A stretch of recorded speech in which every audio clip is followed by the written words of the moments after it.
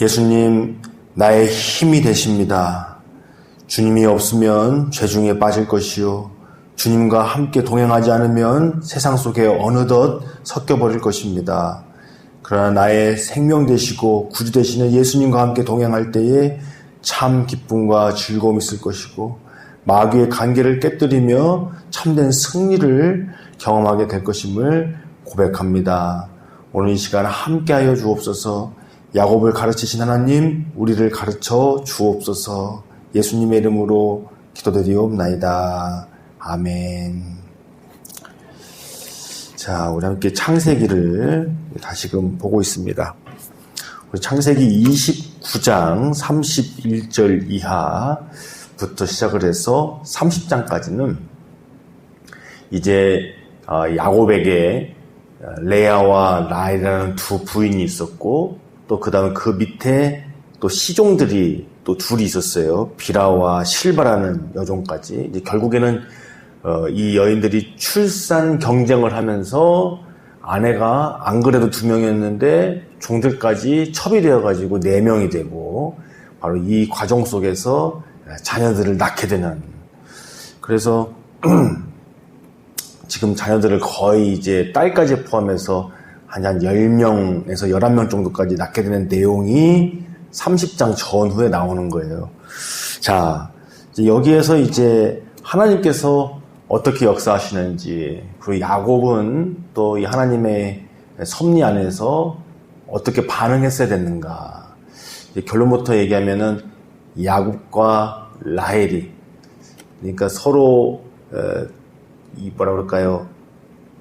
사랑하는, 깊이 사랑하는, 정말 너무나도 사랑하는 이 야곱과 라헬이 하나님께서 잉태하지 못하게 하시는 그런 섭리 속에서 바르게 자신들의 모습을 뒤돌아보고 깨닫고 하나님 앞에 나아가야 되는데 그렇지 못하는 모습을 보여주거든요. 오늘 그 장면을 좀 보면서 하나님은 우리 인생 속에 때로는 어떻게 역사하시는가, 또 그리고 우리는 그 섭리 속에서 어떻게 바르게 역사하면서 하나님의 성숙한 자녀가 되어야 되는가, 이걸 함께 보도록 하겠습니다. 자, 29장 31절 35절까지는 이런 내용이에요. 레아가 야곱에게 사랑받지 못함으로, 여기서는 그냥 단순히 사랑받지 못하는 게 아니라 미움을 받았다, 뭐 더 심하게 말하면 구박을 받았다, 뭐 그런 이야기인 거죠. 그러니까 레아도 엄연히 아내였습니다. 그런데 이 야곱과 라헬 부부가 이 레아에 대해서 얼마나 미워했겠어요. 둘 사랑 가운데 끼어드는 거니까요. 그래서 대놓고 구박하고 미워했다라는 수준으로 해서 사랑받지 못하고 있었던 거예요. 그런데 하나님께서 이 모습을 지켜보시고 돌아보셨다는 거예요. 레아의 형편을 하나님께서 지켜보시고 돌아보셨어요. 하나님은 중심을 아시는 분이시잖아요. 그래서 야곱과 레아와 라헬의 상황을 하나님은 지켜보시고 아신 거죠. 그래서 레아의 태는 열어주셨으나 라헬의 태는 열어주시지 않은 거예요. 자, 그 장면 한번 읽어보겠습니다. 31절 35절입니다. 여호와께서 레아가 사랑받지 못함을 보시고 그의 태를 여셨으나 라헬은 자녀가 없었더라. 레아가 임신하여 아들을 낳고 그 이름을 루벤이라 하여 이르되 여호와께서 나의 괴로움을 돌보셨으니 이제는 내 남편이 나를 사랑하리로다 하였더라. 잠깐 끌어갑시다. 자, 첫째 아들 루벤을 낳았어요. 보라, 아들이다, 그런 뜻이에요. 그런데 레아가 무엇이라고 고백했냐면 하나님께서 나의 괴로움을 돌보셨다. 그래서 이렇게 아들을 낳게 하셨다. 이렇게 고백을 하는 겁니다. 그러면서 소망을 가져요. 이제 내 남편이 나를 좀 봐주겠지, 돌아보겠지. 하지만 여전히 야곱은 그 레아의 마음을 알아주지 않습니다. 아들을 낳았을지 몰라도 그 야곱의 마음이 레아에게 가진 않는 거죠. 뭐 어쩌면 더 미워했을지도 모르죠. 라헬이 자녀를 낳았으면 나도 라헬이 낳았어야 되는데 이렇게 미워했던 레아가 아들을 낳아버리니까 또 야곱의 입장도 좀 난처하지 않겠어요? 자, 또 그랬더니 33절에 또 읽어가 봅시다. 그가 다시 임신하여 아들을 낳고 이르되 또 임신을 한 거예요. 여호와께서 내가 사랑받지 못함을 들으셨으므로, 그러니까 여전히 사랑받지 못한 거예요. 아들을 낳으면 사랑받겠지 했지만 그러지 못했다는 겁니다. 자, 그러나 하나님께서 또 이 상황을 아시고 들으셨으므로 내게 이 아들도 주셨다 하고 그의 이름을 시므온이라 하였으며, 시므온이라는 말이 뜻이 들으셨다라는 뜻이거든요. 자, 34절.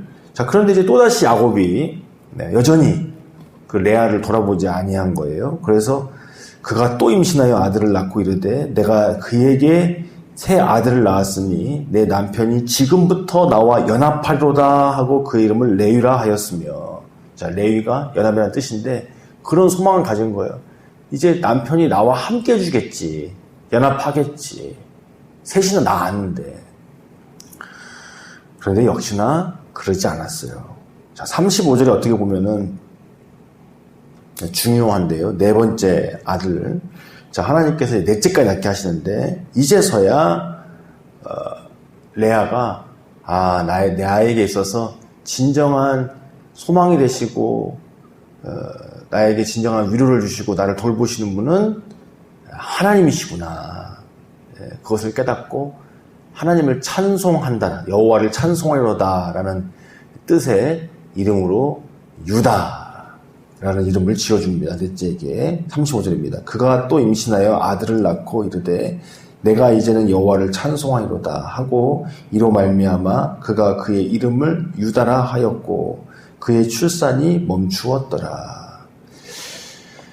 자, 다행히도 레아는 남편의 사랑을 아들 넷을 낳을 때까지 여전히 받지 못했습니다. 그러나 이 와중에 다행히도 레아는 하나님이 내 괴로움을 돌보시고 또 내 형편을 들으시고 또 나에게 이렇게 함께 해주시고 위로해 주셨다는 것을 깨닫고 결국에는 넷째에 이르러서는 하나님을 찬송하고 있는 겁니다. 하나님만이 나의 소망이시고 나의 위로가 되시고 나와 함께 하시는 분이시라는 것을 감사와 찬송을 하는 것을 보게 돼요. 그러니까 시선이 남편에게만 있었던 사람이 이제 하나님께로 드디어 가게 되는 거죠. 물론 이게 온전한 것은 아니지만 뒤에 가보면 또 레아도 라헬이 이제 촉발하는 시기와 경쟁 구도 속에 또 어느덧 들어가서 자신의 종도 주고 하면서 출산 경쟁에 빠져들긴 하지만, 자, 이 시점만큼은 하나님께 이제 시선을 드리고 감사하는 그런 여인이 되는 거죠. 그리고 종국에는 이 넷째 유다가 그리스도께서 오시는 족보가 되는 거 아니겠습니까? 자, 여기서 넘어가서 이제 오늘 30장 이하에 라헬의 모습이 나오는데, 라헬과 야곱의 모습이 나와요. 좀 설명을 하고 읽어보겠습니다. 자, 이런 상황이 라헬에게도 문제지만 야곱에게도 편하지 않은 상황인 거예요. 얼마나 가시방석이겠어요. 레아가 아들을 낳으면서 라헬이나 야곱이나 얼마나 이 상황이 그들에게 있어서 난처하겠습니까? 라헬도 자녀를 낳았다면 얼마나 좋겠어요. 그러니까 야곱 입장에서도 문제가 있는 거죠. 그런데 이 라헬과 야곱이 정말 둘이 죽고 못 살았던 이 라헬과 야곱이 이 문제로, 무자한 문제로 인하여서 서로 다투게 됩니다. 서로에게 성을 냅니다. 심지어는 하나님을 탓하는 듯한 언성을 높이는 내용도 나오게 돼요. 그래서 이 장면은 참으로 매우 안타까운데, 왜 안타깝냐면 이 야곱조차도 사실은 그의 부모 이삭과 리브가가 잉태하지 못하니까, 20년간을 잉태하지 못하니까 이삭과 리브가가 하나님 앞에 간절히 간구해서 기도해서 낳은 거거든요. 그러니까 자기 자신도 사실은 부모님들이 하나님 앞에 간절히 기도하여서 이 세상에 태어난 거란 말이에요. 그런데 오늘 야곱은 이 라헬이 잉태하지 못하는 것에 대해서 부부간에 서로 성을 내고 언성을 높이고 심지어는 하나님이 태를 안 여시는데 나보고 어쩌란 말이냐 이런 식으로 이야기를 하면서 아내를 탓하고 하나님을 탓하는 듯한 그런 불신앙의 모습을 보여주고요. 반대로 라헬은 마치 그의 조상 하갈을 떠오르게 만듭니다. 그러니까 이 사라가 잉태하지 못했을 때 인간적인 방법으로 자신의 몸종 하갈을 아브라함에게 주어서 자녀를 낳았지 않습니까? 이스마엘을. 마치 그것처럼 시기하는 마음 때문에 자신의 몸종을 야곱에게 주어서 양자를 얻으려고 하는 시도를 하게 되죠. 그리고 실제로 아들을 둘씩이나 얻지만 성경에서는 단어를 선배로 썼어요. 그러니까 이렇게 해서 아들을 낳았지만 말 그대로 낳은 것뿐이다라는 뉘앙스로.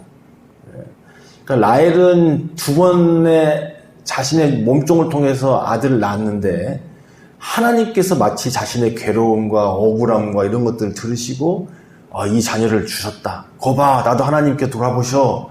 이렇게 이야기를 하지만 성경의 그 원어의 단어의 뉘앙스를 보면 라헬이 아무리 이렇게 갖다 붙여도 이것은 하나님에 의해서 주어진 것이 아니라는 그런 표현의 단어를 쓰고 있습니다. 물론 이제 궁극적으로 하나님께서는 이런 것까지도 다 포함하셔서 12지파가 되게 하시지만 어쨌든 이 라헬의 인간적인 시도가 가지고 온 이 태 열매들은 하나님께로부터 온 것이 아니라는 뉘앙스를 가지고 있어요.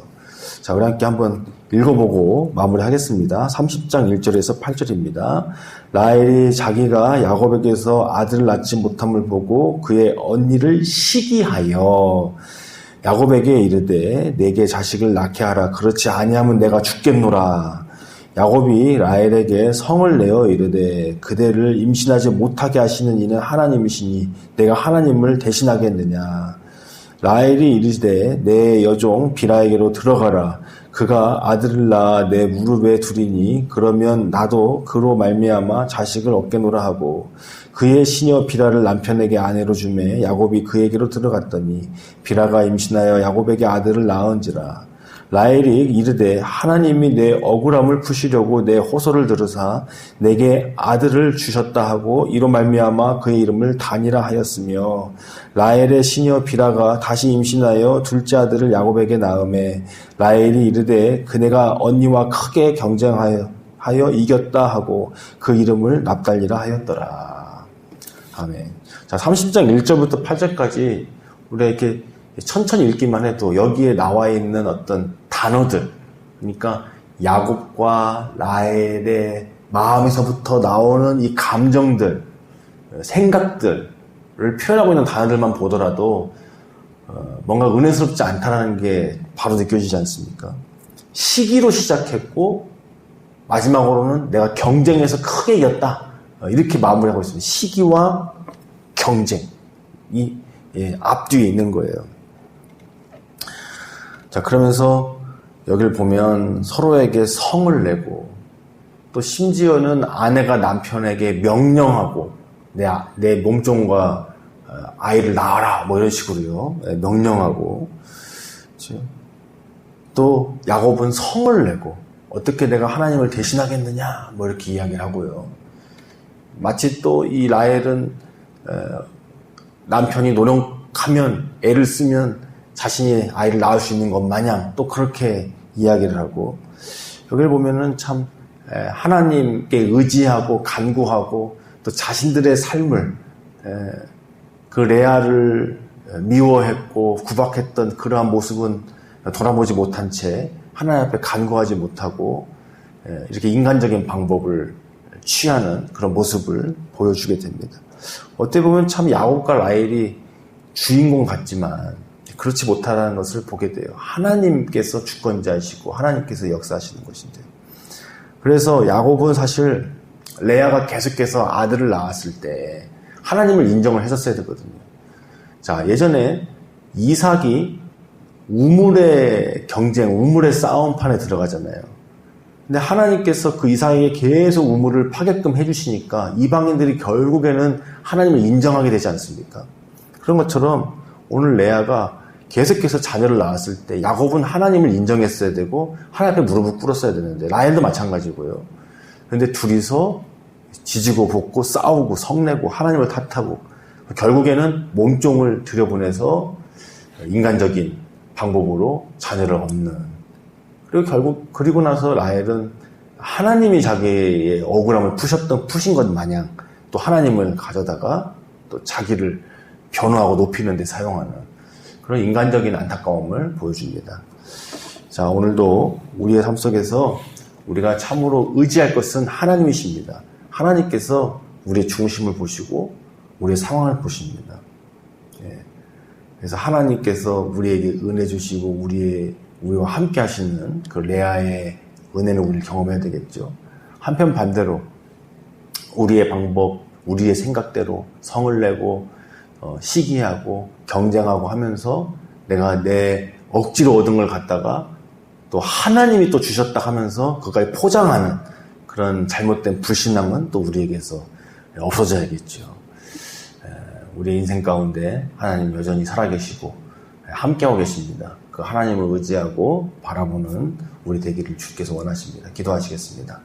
살아계신 하나님, 레아와 야곱과 라헬에게 섭리하시는 것을 우리가 보고 우리도 우리의 삶 속에서 하나님 일하시는 것을 깊이 깨닫고 우리를 돌아보고 하나님 앞에 나아가 간구하며 순종하며 성숙하고 변화되기를 원합니다. 야곱과 라헬의 안타까운 모습은 배우지 않게 해주시고 레아와 함께 하셨던 그 하나님, 그들의 삶 속에서 역사하시는 그 하나님을 바라보고 우리도 하나님을 경외하며 의지하게 하옵소서. 오늘 하루도 주께 우리의 삶을 맡겨드립니다. 감사하며 예수님의 이름으로 기도드리옵나이다. 아멘.